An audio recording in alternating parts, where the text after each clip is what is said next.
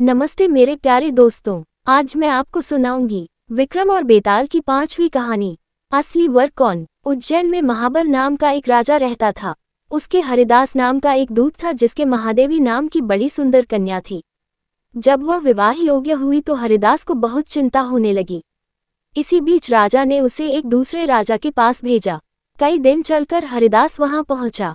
राजा ने उसे बड़ी अच्छी तरह से रखा। एक दिन एक ब्राह्मण हरिदास के पास आया। बोला, तुम अपनी लड़की मुझे दे दो। हरिदास ने कहा, मैं अपनी लड़की उसे दूंगा जिसमें सब गुण होंगे। ब्राह्मण ने कहा, मेरे पास एक ऐसा रथ है जिस पर बैठकर जहां चाहो घड़ी भर में पहुंच जाओगे।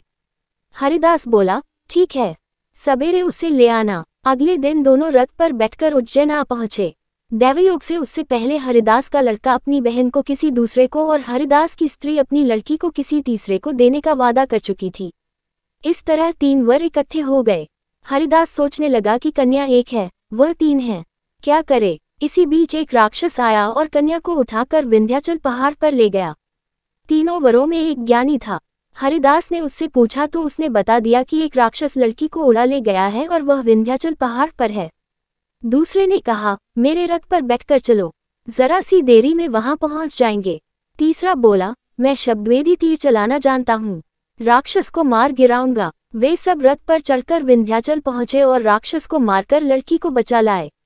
इतना कहकर बेताल बोला, हे राजन, बताओ वह लड़की उन तीनों में से किसको मिलनी चाहिए। राजा ने कहा, जिसने राक्षस को मारा उसको मिलनी चाहिए, क्योंकि असली वीरता तो उसी ने दिखाई। बाकी 2 ने तो मदद की। राजा का इतना कहना था कि बेताल फिर पेड़ पर जा लटका और राजा फिर उसे लेकर आया तो रास्ते में बेताल ने छठी कहानी सुनाई।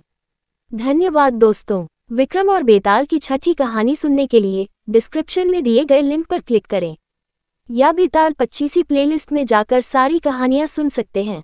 वीडियो को लाइक करें और अपनी राय कमेंट बॉक्स में ज़रूर दें और हाँ, चैनल को सब्सक्राइब भी कर लें ताकि आपको हमारे सारे अपडेट्स मिलते रहें।